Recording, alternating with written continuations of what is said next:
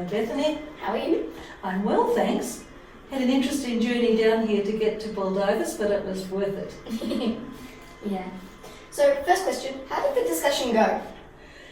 Well, it was a very interesting discussion because I just pretended at the beginning that I didn't know anything about prayer and just opened it up to them to talk about their experience of prayer, what that means to them, what is prayer. So they opened up and they were quite relaxed at sharing, which was great. So it went very well. And that was it. And then before I knew it, it was time to finish. Yeah, I remember last night Father John had to be cut off as well. Time goes very quickly. It does. It does. It does. Second question, what were the key takeaways from your discussion today? For them or for me or? For the parishioners. Good question. I hope that they could take away from this that prayer is about a relationship with God. And so, for a friendship with God, it's a connecting thing. And so we want to build up that connection. That's why we pray. It's not because we have to. It's because we are friends with God and God is friends with us. And we want to get to know our friend better, so we will share. So that would be the number one thing. It's about relationship. And secondly would be to be yourself when you're praying. You don't have to try to be like anybody else and how they pray and what's their best form. Some people like to be indoors, some people like to be outdoors by the sea, in the bush. Some people like to pray in the church or in their garden. You have to find the place that's the best place for you to pray. And of course there are two kinds of prayer. There's that prayer that's in community, which is when we come to Mass and we're with the parish community, but there's also that, what about my personal connection with God? What's that like? Or Jesus.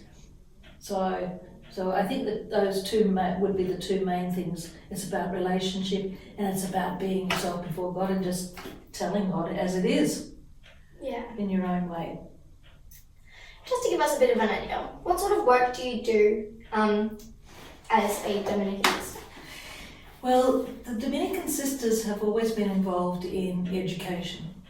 So we've been in primary and secondary and tertiary education for more than 100 years when we first came to. We're at 121 years this year of being in Western Australia. And so most of us, I'm actually the youngest one. You may laugh. So I'm the youngest one, and I'm the only one who's still working as a in the area of education. So I work for the Catholic Institute of Western Australia. So I lecture students at the graduate level and master's level in religious studies. I also work for the Centre for Faith Enrichment in Perth, which is part of the Archdiocese's agencies, to do programs in parishes, like coming down here, for example, working in the evenings or in daytimes. So my day is kind of a full-time day in what I'd say adult faith formation, spiritual and faith formation.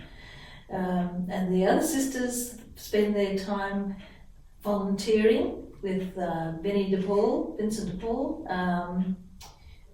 various as a librarian's assistant. Somebody spends a day and she just gets great joy out of being able to cover the books, the new books that are coming into the library, and meeting up with the children and that kind of thing. So because we're so old now, I should delete that part, we're not so old, but don't tell them they're so old, but they're becoming more and more fragile, and prayer is really important for them, and praying for the needs of the people of God, the needs of Perth, the needs of those who call us up and ask for prayers.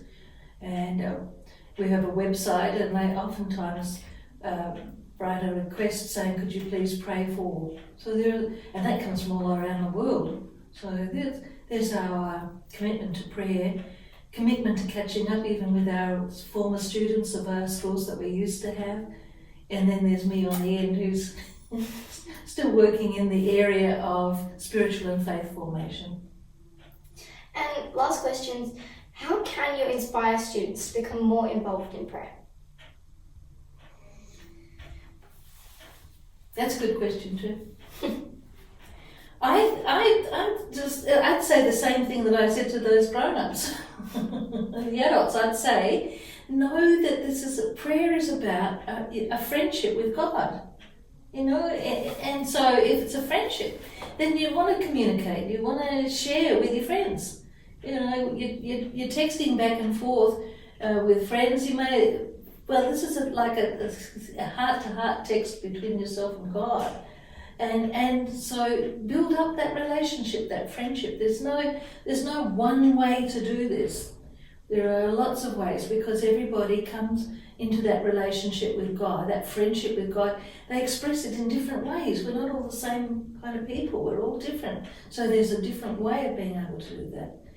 And to take advantage of the opportunities when they are when you've got school prayer or a school mass for something in particular, that you be yourself, really be involved in it if you can. I go to some of the school masses at school where we used to be, and the kids are all sort of like, yeah, you know, and it's like the Lord be with you, and you know, and it's like, come on, be a part of what's going on, be yourself, be friends with Jesus. You know? Jesus wants to be your friend. Why don't you give him a go? Talk to him. You know, that'd be it. Thank you for your time, Sister Margaret. You're welcome. Thanks very much, Bethany. No worries.